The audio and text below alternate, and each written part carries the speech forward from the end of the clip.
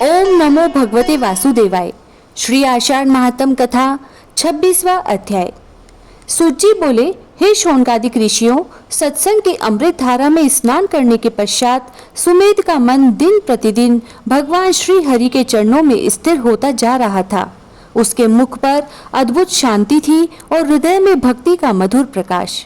एक दिन प्रातःकाल महर्षि वेदांत ने उसे आश्रम के पीछे बहने वाली पवित्र नदी के तट पर बुलाया। वर्षा की हल्की फुहार पड़ रही थी। नदी का निर्मल जल भगवान के नाम का मानो स्वयं गान कर रहा था। महर्षि बोले, वत्स, अब तक तुमने सेवा, संतोष, तुलसी, अन्नदान, गो सेवा और सत्संग का रहस्य जाना, परंतु इन सब का प्राण एक ही है, भगवान का नाम। यदि नाम छूट जाए तो साधना सूखी हो जाती है।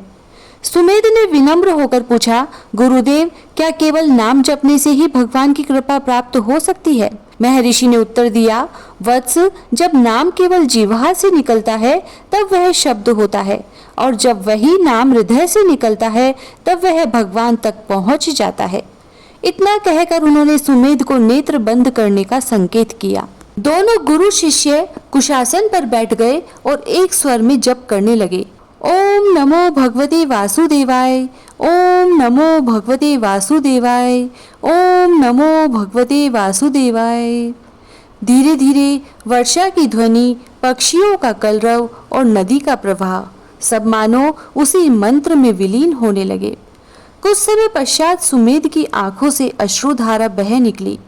महर्षि ने प्रेम से पूछा, वत्स, क्या देखा? सुमेध ने कांपते स्वर में कहा, गुरुदेव, मैंने कोई दिव्य रूप नहीं देखा, पर आज पहली बार ऐसा लगा कि मैं अकेला नहीं हूँ, जैसे कोई अदृश्य करुणा मुझे अपने आंचल में समेटे हुए है।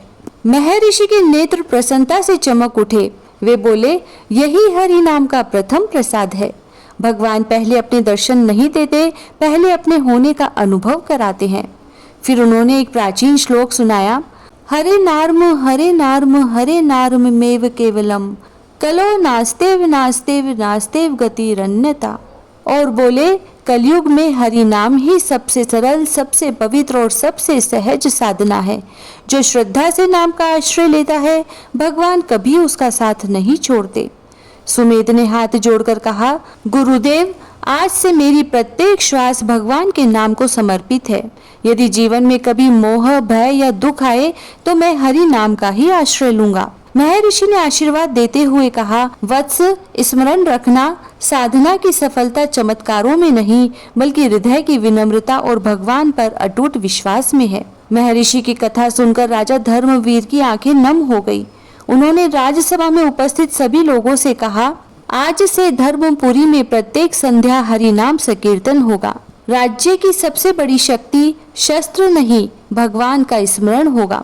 उस संध्या संपूर्ण धर्मपुरी में दीप प्रज्वलित हुए। वर्षा की मंद फुहार के बीच जब बालक, वृद्ध, स्त्रियां और संत एक साथ हरि नाम का संकीर्तन करने लगे तो ऐसा प्रतीत हुआ मानो स्वयं देवगण उस भक्ति का आनंद ले रहे हो।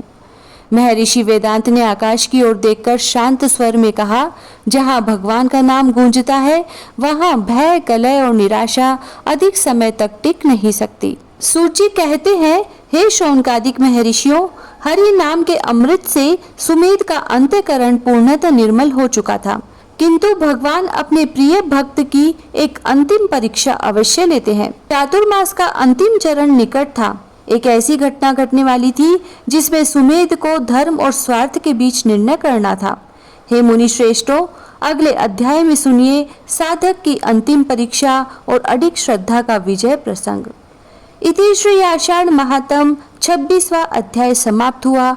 जय श्री राधे।